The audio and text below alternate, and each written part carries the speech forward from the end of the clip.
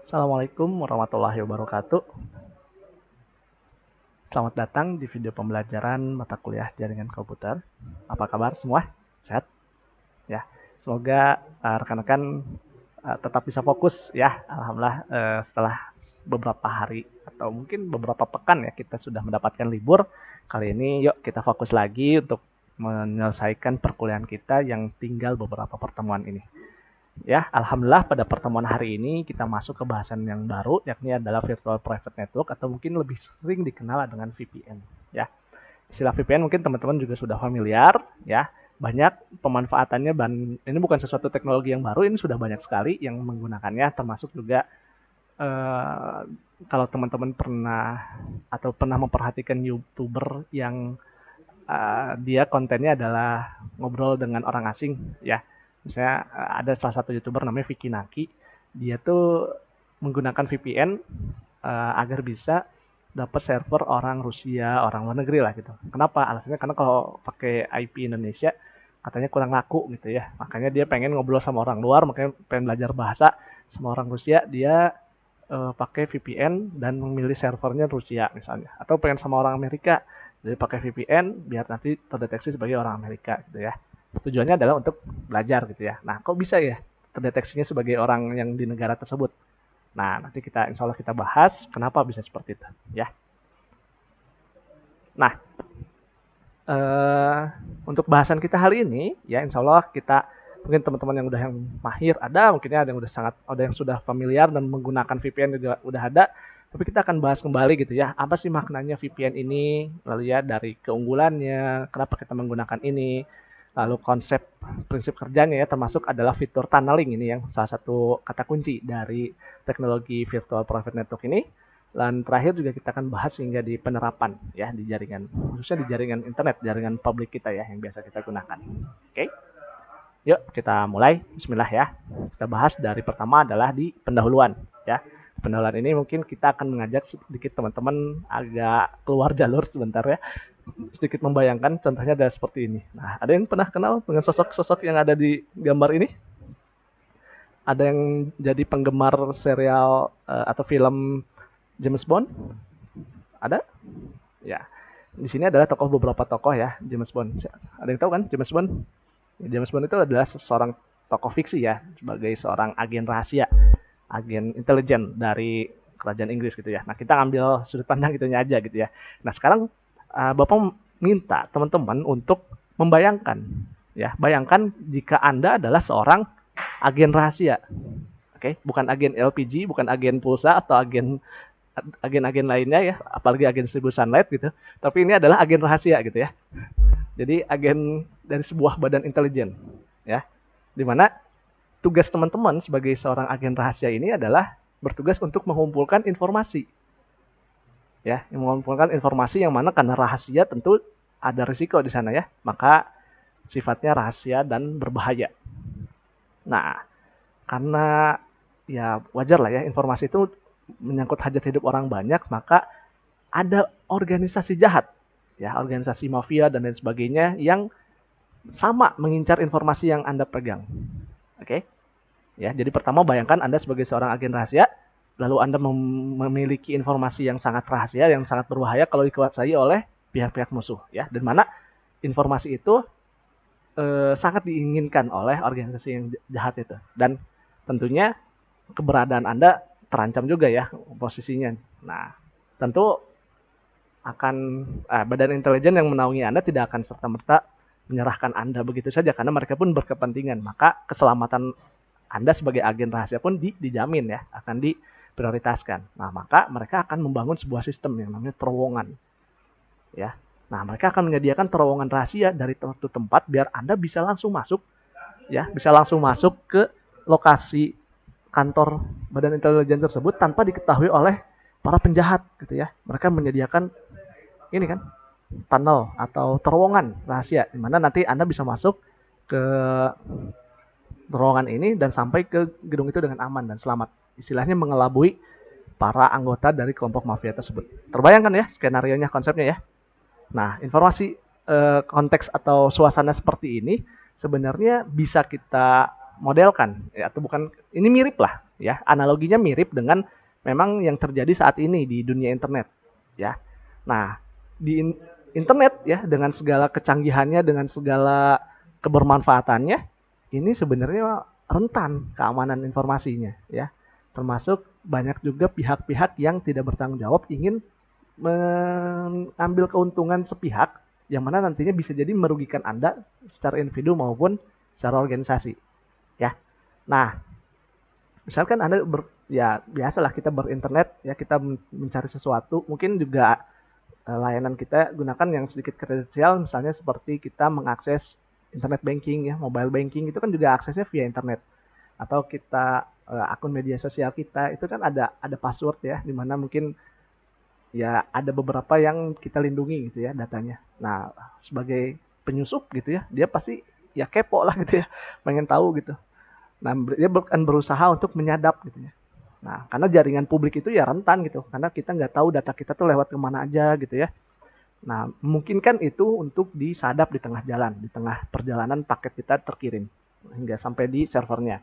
Nah, dengan teknologi VPN ini kita bisa membentuk yaitu tadi tunnel rahasia itu, ya. Kita bisa membentuk jalur rahasia kita, ya, seperti terowongan ini, ya, dengan menambahkan VPN server, di mana layanannya adalah mengenkripsi koneksinya. Jadi koneksinya itu koneksi yang punya kita dengan VPN servernya, nanti khususnya dengan servernya itu nanti diamankan, di-encrypt ya. Nanti kita akan bahas maksudnya apa sih encrypt itu ya. Intinya adalah orang-orang yang tidak bertanggung jawab itu tidak akan bisa mendapatkan atau mengakses jalur koneksi yang sedang kita gunakan. Ya.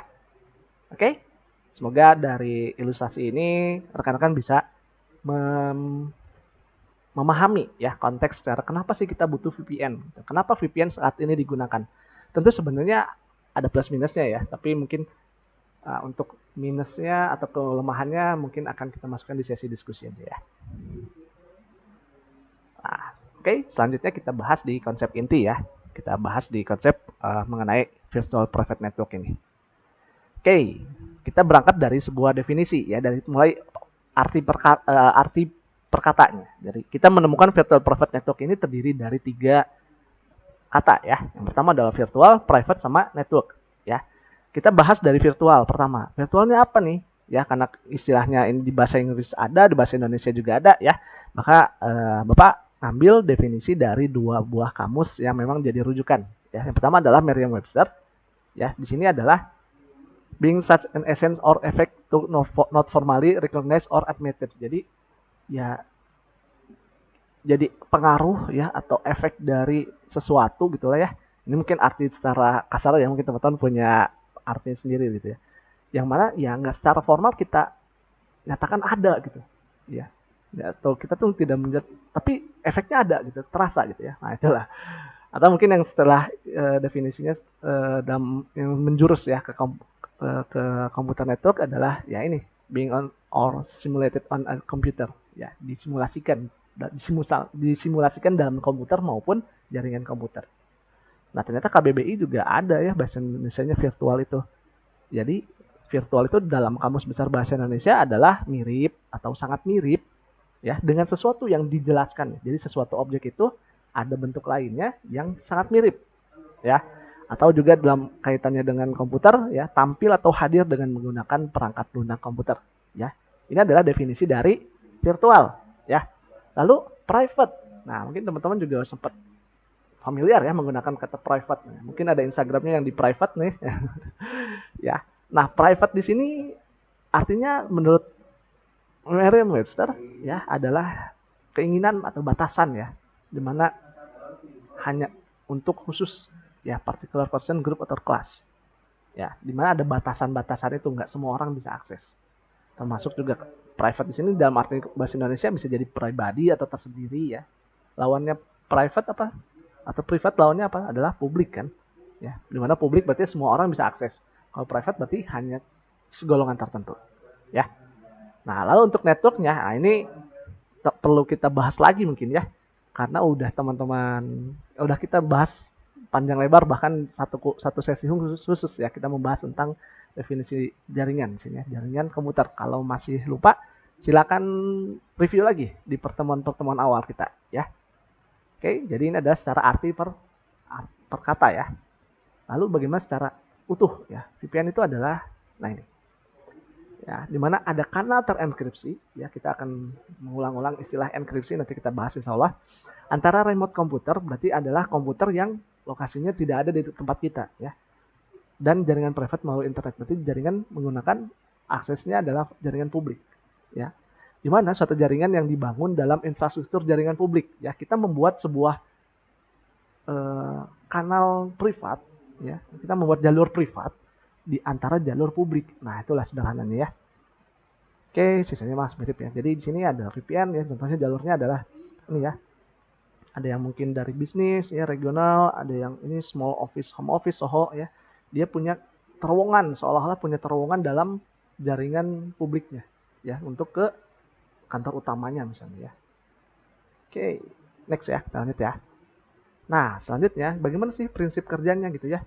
Nah, normalnya kalau misalnya kita internetan gitu ya, itu sebenarnya kita kalau akses satu website ya, teman-teman pasti langganan internet service provider ya.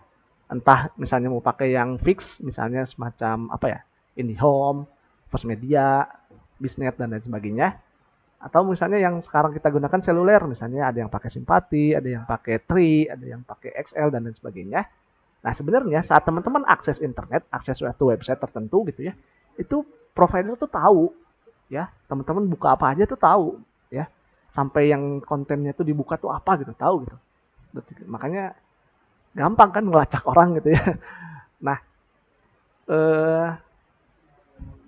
apa namanya? Ya, karena adanya ya istilahnya untuk kondisi tertentu ya, kita mungkin ngerasa privasi kita terganggu gitu ya. Tapi memang itu udah masuk ke kontrak kerja mereka ya, bahwa ya data pelanggan itu akan dilindungi, tidak akan dibagikan ke pihak ketiga misalnya, atau pihak yang tidak berkepentingan. Nah, intinya adalah seperti itu ya. Jadi semua lalu lintas data kita ya, request kita ke server mana, website mana, itu sebenarnya diketahui sama perangkat di ISP ya. Sebenarnya terrecord itu semua ya. Nah, jadinya ya untuk kita agak risih aja mungkin ya beberapa, kalau kita pengennya nggak sama sekali diketahui siapapun misalnya oleh pihak yang kita nggak kenal, ya kita bisa manfaatkan VPN ya. Kenapa? Dengan VPN ini dia akan menenkripsi data ya, sehingga hanya pengguna dan server VPN-nya aja yang tahu data itu.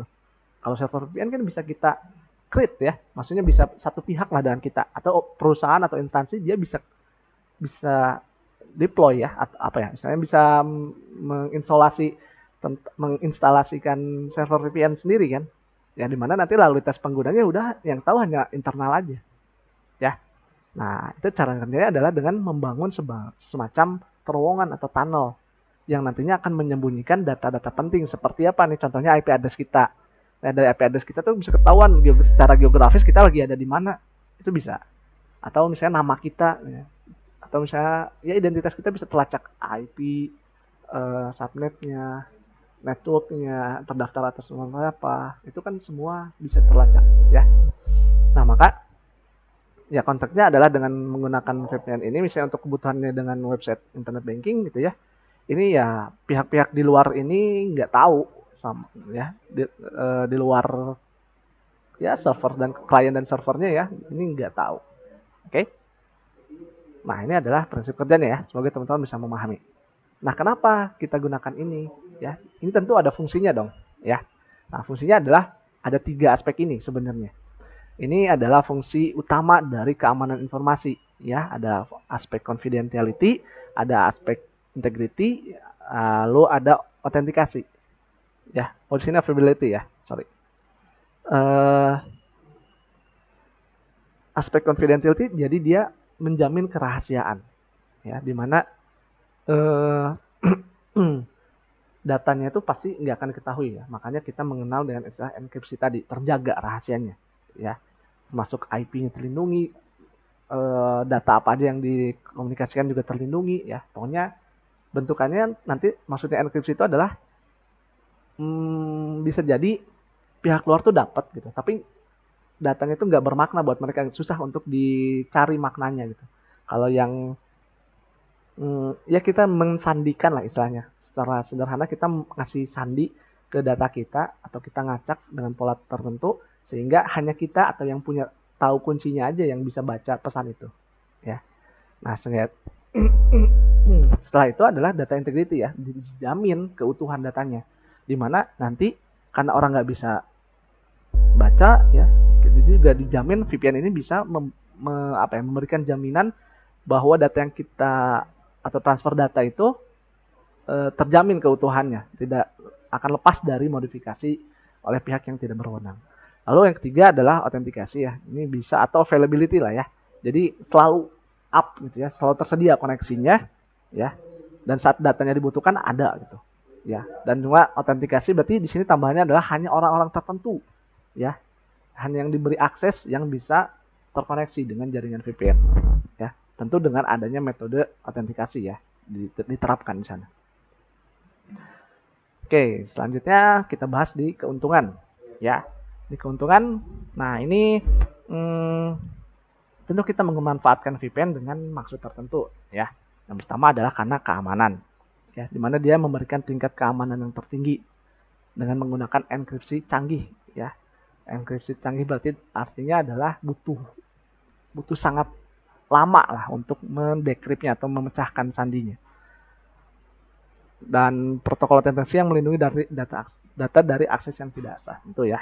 Hemat biaya ya, hanya untuk biaya akses internet. Jadi kita hanya mengembangkan sekali, kita udah bisa bikin jaringan private tersendiri ya, tanpa harus bikin jalur koneksi tersendiri ya. Itu susah, bukan susah, itu mahal kalau mau ada misalnya teknologi list line itu. Nah itu juga berat ya. Ada fleksibilitas. Nah ini user bisa terhubung kapan aja, di mana aja, asal punya jalur koneksi internet, insya Allah bisa ya. Termasuk juga skalabilitas, di mana kalau ada penambahan anggota atau pengguna baru ini sangat mudah ya. Lalu mengurangi kerumitan pengaturan dengan teknologi tunneling ya, ini jadi menyederhanakan jaringan dengan konsep tunneling ini. Jadi yang asalnya jalurnya banyak lewat kemana-mana, seolah-olah ini jadi hanya lewat satu aja yang tadi ya. Gambarnya mungkin seperti ini tadi ya. Jadi ada gambar sini ya, di sini seolah-olah kita akses datanya adalah via terowongan ini ya. Jadi yang masuk terowongan ini hanya ya orang-orang tertentu aja gitu, nggak semua orang bisa masuk sana. Oke, intinya sih atau awalnya semua perangkat komputer itu ya bisa sih sebenarnya dilengkapi dengan, intinya kan gini ya, semua perangkat jaringan itu bisa dikasih alamat IP ya, dan juga dia nanti bisa diinstal juga dengan aplikasi ya, membuat tunnel dan algoritma enkripsi dan dekripsinya. Nah, komunikasi VPN itu bisa di mana aja. Nah, misalkan di sini, tapi ada beberapa skema yang bisa kita bangun ya. Yang pertama adalah sebuah router ya. Misalnya kita instalkan dengan satu router, dia akan koneksi dengan router lain ya, sebuah router dengan router lain, atau sebuah router dengan beberapa router yang lain ya. Atau kita juga ya, seperti yang kita udah bahas bahwa router itu sama aja dengan PC kan ya. Kita bisa menginstalkan OS router ke PC kan. Nah, bisa aja jadi si PC dengan server VPN ya, lalu router atau PC ya dengan firewall berkemampuan VPN.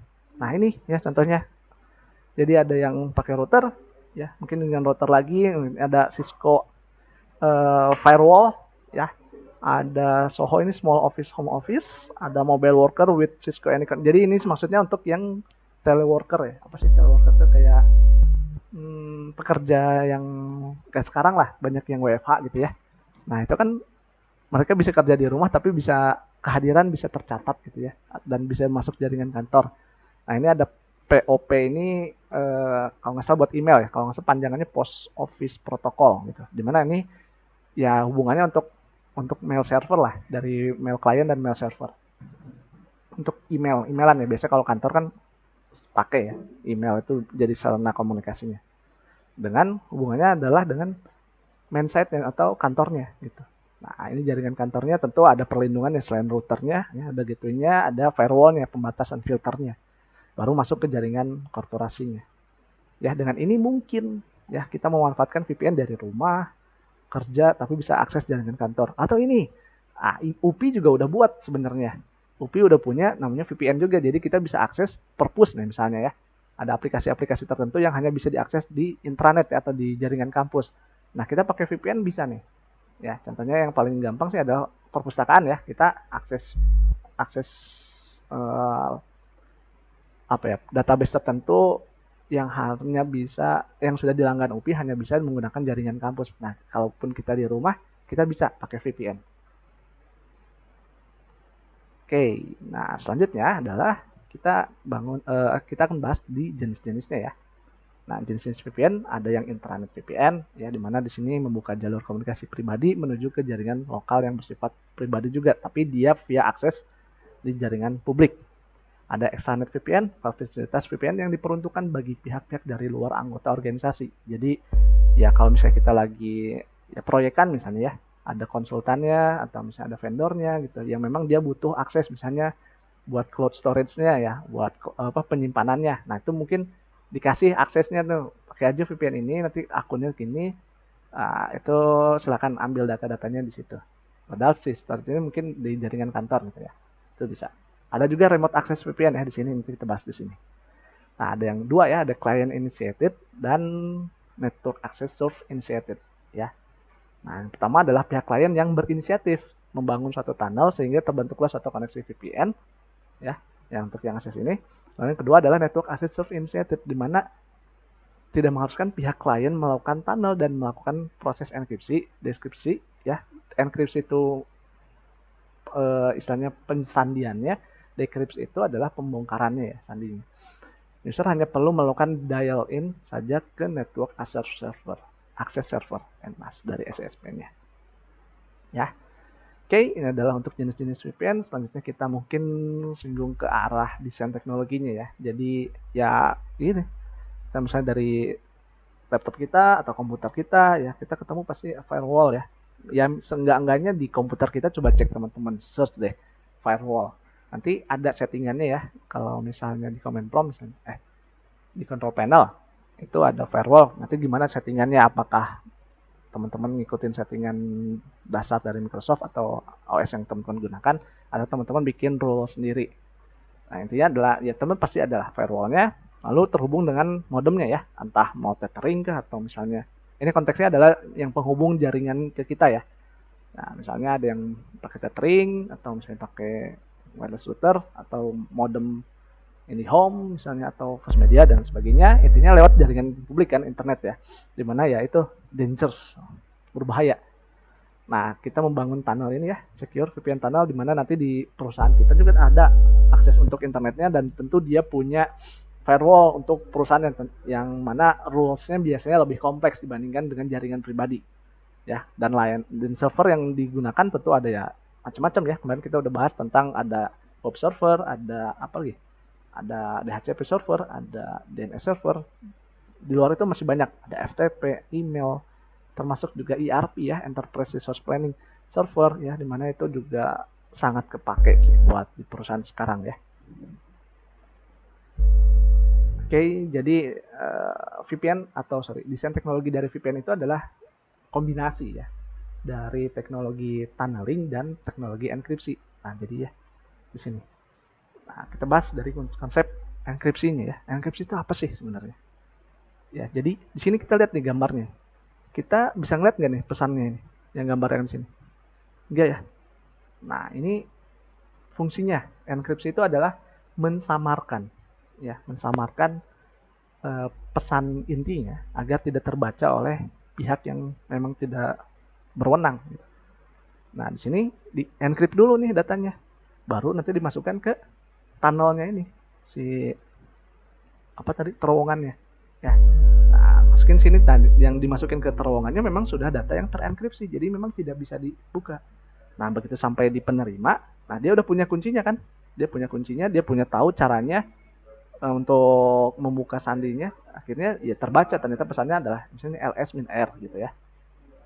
Oke. Ya, jadi ini konteksnya. Jadi teknologi enkripsi menjamin keamanan data yang melalui tunnel VPN ya. Intinya adalah data tidak mudah dibacain ya. konteksnya tidak mudah dibaca ya tentu untuk pihak-pihak tertentu ya bisa saja baca, tapi minimal kita ada ikhtiar untuk mengamankannya ya. Jadi untuk orang yang tanpa usaha untuk membongkarnya gitu ya, itu sebenarnya udah ter apa ya istilahnya, udah tercover, tersamarkan ya. Dimana seharusnya yang punya kuncinya aja yang bisa buka gitu. Oke, itu adalah enkripsi adalah proses penyamarannya dan dekripsi ini adalah proses pembukaan sandinya ya. Untuk bahasan lebih lanjutnya mungkin di mata kuliah selanjutnya ya, mata kuliah lain ya. Setelah ini mungkin ada keamanan informasi, itu ada penjelasan lebih lanjut bagaimana sih caranya menenkripsi dan bagaimana sih caranya mendekripsi. Nah, itu mungkin bukan di mata kuliah ini ya. Terlalu dini kalau kita bicara secara teknis ya. Insya Allah nanti di mata kuliah yang lain ya. Oke, lalu yang kedua adalah di konsep tunneling ya. Konsep membangun terowongan ya. Ini merupakan koneksi yang membentuk jaringan virtual di atas jaringan fisik. Ya, tunneling adalah proses enkapsulasi paket dan mengirimkannya melalui jaringan publik, tentu ya. Protokol yang tidak didukung di internet dapat dikirim dengan aman di internet. Jadi kita bisa kirim, ya. Intinya kita tunneling ini kita membangun sebuah koneksi dalam tanda petik point to point ke sumber tujuan ya, dari sumber dari kita ya, dari perangkat kita ke kita maunya tujuannya kemana gitu. Itu seolah-olah point to point lah koneksinya ya. Bisa jadi point to point lah. Nah, padahal lewat jaringan publik kan. Nah, koneksi point to point itu nggak apa istilahnya kita nggak memperdulikan lah gitu jaringan paket-paket yang berseliweran di jaringan publik itu kan banyak gitu. Nah, itu kita ya kayak apa ya? Analoginya kayak orang pacaran katanya ya. Yang orang apa kalau misalnya orang lagi kasmaran tuh kan dunia itu serasa milik berdua ya. Yang lain apa? Kontrak gitu ya. Gitu. Ya mirip-mirip lah analoginya ya, konteksnya kayak gitu. Oke, nah contohnya seperti ini ya, secara arsitektur. Nah ini adalah klien ya, dia terkoneksi ke internet ya, tentu dia menggunakan modem. Ini ada ISDN kalau nggak salah, nama Integrated Circuit Digital Network kalau nggak salah ini. Integrated S-nya lupa, sinkronus gitu atau apa ya, pokoknya nanti boleh cari ya ISDN-nya apa sih maksudnya atau BRI ini juga. Intinya adalah ini akses internetnya ya, dari klien dia akses ke internetnya via apa, via teknologi apa ya. Nah ini ada proses protokol yang mengatur ya bagaimana secara dari layer 2 dan layer 3 ya tentu ya untuk aksesnya biar bisa dipenuhi. Nah, ini di via jaringan publik seolah kita membangun tunnel ini kan. Nah, ini kita berjalan di atas protokol PPTP ya atau point to point tunneling protokol dan L2TP ya atau layer 2 tunneling protokol ya. Nah, di sini kita bangun dibangun dengan protokol itu ya yang mengaturnya. Ya, commit akses, nah tunnel via PPTP juga ya. Jadi si ininya memang protokol ini yang mengatur ya. Oke, lagi ya mas ya. Cukuplah ya. Jadi intinya sih yang teman-teman perlu pahami lah untuk sampai saat ini ya minimal tahu konsepnya secara garis besar dan kenapanya ya.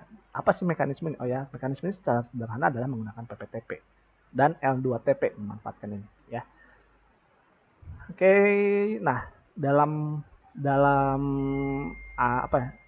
VPN ya tadi proses enkripsi.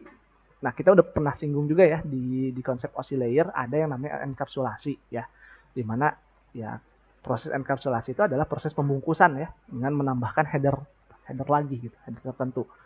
Nah sini kita misalnya ya di layer 3 ya berarti kita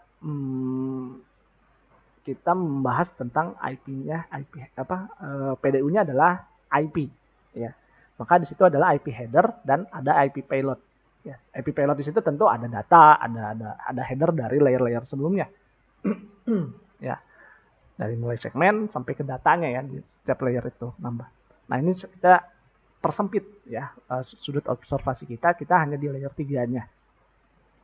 Maka di layer 3 pada saat biasa kita komunikasi kita pengenkan di layer 3 kan yang dikenal ada IP header sama IP ini datanya apa ya. Nah, IP ini sebutnya adalah payload gitu ya. Apa istilahnya? Muatannya gitu ya. Kalau headernya kan kayak labelnya gitu. Nah, isinya tuh IP payload gitu.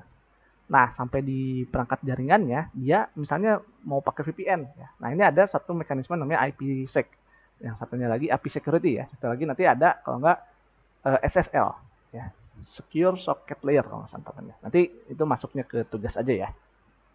Nah, di perangkat si jaringan yang VPN-nya ini, dia akan menambahkan header tambahan, yakni adalah IP security. Yang kita singgung sekarang ada lagi IP security ya. Jadi di sini dia akan menambahkan header sendiri ya, namanya adalah IP security header, dan dia akan mengamankan IP payload-nya. Ya. Setelah itu ini adalah paketnya ya. Ini adalah satu paket nih segini. Nah, dia baru akan dia tumpangkan ke jaringan publiknya, di mana ya ini udah teramankan secara ya paketnya sudah terenkripsi. Tapi mekanismenya disebutnya dengan mekanisme enkapsulasi ya, di mana ya kita bisa customize protokol jaringan ya, kita membungkus dengan segmen UDP ya, paket TCP gitu ya, dan dikirimkan nanti lewat jaringan publik internet gitu. Oke, sama ya ini juga. Sama. Ini ada 3 jaringan ya. Bisa sistem with IPsec. Oke. Ini koneksinya secure ya. Nah, tadi kita sudah singgung sedikit tentang protokol VPN ya. Jadi protokol VPN itu atau protokol di tunnelingnya ya, secara khusus kita singgung di sini adalah ada di layer 2-nya atau di data link dan di layer 3-nya, di network layer-nya ya. Masih ingat kan ya? Masih layer ya. Nah, tunneling layer 2 ini, data link layer, dia protokolnya adalah PPTP ya, point to point tunneling protocol, ada L2TP layer 2 tunneling protocol, dan L2F layer 2 forwarding.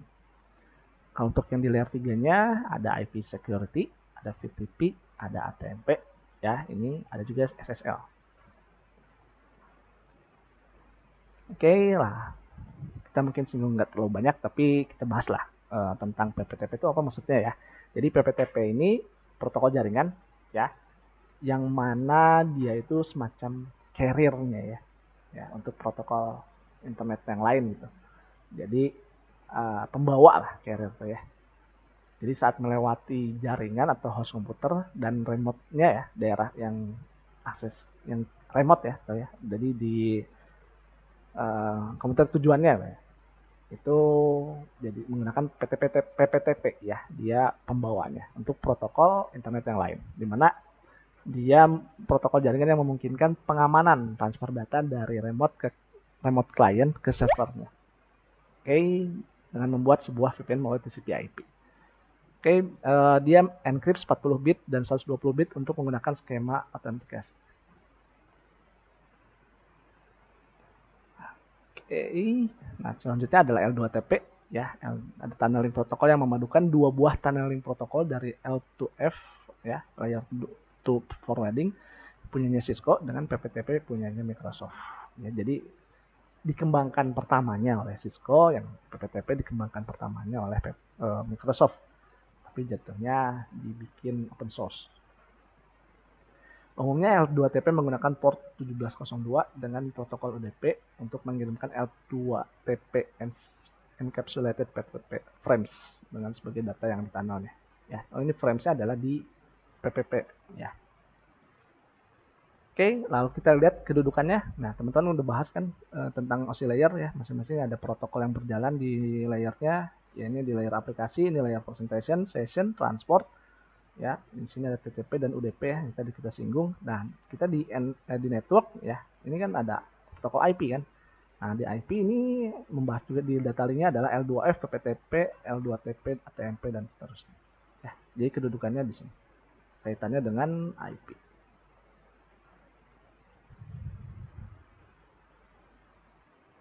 Oke, lalu kita bahas terakhir di penerapan. Ya, jadi penerapan VPN banyak ya sebenarnya. Di beberapa bahkan sudah lumrah ya di kampus-kampus ya, data center, di kantor yang memiliki banyak cabang, itu penggunaan VPN udah lumrah, udah biasa. Dan ya ini mobile worker ya, individual maupun small office, dia memanfaatkan IP security VPN. Jadi ini jaringan internet ya, nanti dia terhubung gitu dengan jaringan kantornya ya atau kampusnya gitu. Oke. Nah, sebagai buktinya ya, kalau teman-teman kan tadi di awal kita singgung bahwa apa ya, tadi di awal itu kita singgungnya adalah keuntungan VPN ya.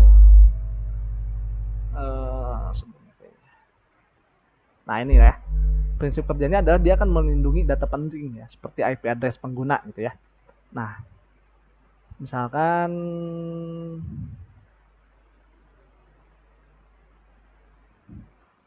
nah ini, misalkan kita coba sekarang teman-teman buka browser ya, buka browsernya lalu googling ya, ketikan keywordnya adalah what is my IP address. Oke. Nah terus nanti ini belum, masih yang biasa ya, masih pakai internet biasa ISP.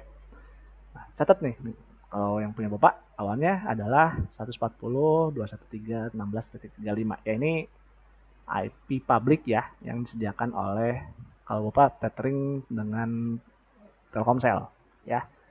Setelah itu aktifkan VPN yang dari UPI. Teman-teman udah pada install OpenVPN? Nah kalau belum, coba search di STI ya. Intinya adalah OpenVPN UPI lah, VPN UPI. Nanti kalau belum silakan, ada panduannya rinci banget, alhamdulillah udah bagus. Tinggal diikuti, mudah banget diikuti. Termasuk juga download, itu konfigurasinya udah disediakan sama STI, jadi tinggal kita download terus kita setting ya, maksudnya tinggal install konfigurasinya aja, udah dimasukkan ke sana, udah beres ya. Nah itu baru jangan lupa akunnya ya, akun SSO-nya yang biasa login spot gitu ya. Nah itu baru aktifkan connect ya VPN-nya. Nah, baru aktifkan ya. Setelah aktif nanti, oh ini open VPN, udah itu masukkan ya username sama passwordnya yang bentuk SSO. Udah itu ketikan lagi ke Google lagi, googling lagi, keywordnya adalah what is my IP address ya, atau di refresh aja, IP-nya berubah. Ini adalah, jadi kalau teman-teman pengen mengamankan IP yang tadi misalnya, nah itu bisa diamankan ya. Jadi yang terdeteknya adalah IP yang dari VPN servernya. Jadi yang di luar, orang kalau kita memanfaatkan VPN itu orang luar tahunya adalah ya IP VPN servernya gitu. Jadi yang di dalamnya aman gitu ya. Ya aman gitu, untuk istilahnya kayak apa ya? Ya kayak ada yang melindungi, ada yang pasang badan gitu, kalau ada apa-apa ya udah IP si VPN servernya yang tanggung jawab itu istilahnya. Yang di dalamnya, jaringan di dalamnya itu aman gitu. Jadi kalau ada yang nyerang apa, sana aja IP VPN servernya yang kena. Oke ya, mungkin bisa dipahami. Jadi nanti misalkan uji pemahaman ini dikerjakan ya. Jadi ada dua metode sebenarnya untuk menerapkan VPN ke jaringan akses internet. Yang pertama adalah IP security ya, mungkin tadi beberapa kita singgung. Dan ada secure circuit layer SSL. Nah ini silakan dibaca dulu ya. Termasuk juga yang belum kita singgung adalah, selain soal ini nanti kita bahas deh. Jadi pahami dulu ya yang ini, IP security dan SSL ini apa, maksudnya apa. Silahkan bikin rangkumannya, definisi, cara kerjanya gimana, terus metode pengamanannya seperti apa, terus penerapannya itu seperti apa. Nah lalu kedua, bikin kontribusinya adalah bikin tabel perbandingannya dari kedua metode ini ya. Dari kedua metode ini tentu ada perbedaan ya, ada keunggulan dan kelemahan masing-masing, silakan dirangkum aja. Nah lalu yang kedua yang mungkin belum tercatat adalah, silakan teman-teman catat juga, adalah di ini kelemahan VPN itu apa. Tentu ada kelebihan, ada juga kelemahan. Nah di slide yang Bapak sampaikan hanya keunggulan ya, tapi tentu ada juga kelemahannya dari aspek apapun. Silakan mau ngambil dari aspek bisnis, ekonomi ya, atau mau aspek sosial, mau dari aspek teknologinya juga bisa gitu, silakan ya, pasti ada. Silakan teman-teman searching. Untuk pemahaman lebih lanjut silakan buka referensinya. Untuk pertemuan hari ini kita cukupkan sampai sini. Terima kasih sudah menyimak video pembelajaran. Mohon maaf kalau ada kata-kata yang kurang berkenan. Terima kasih. Assalamualaikum warahmatullahi wabarakatuh.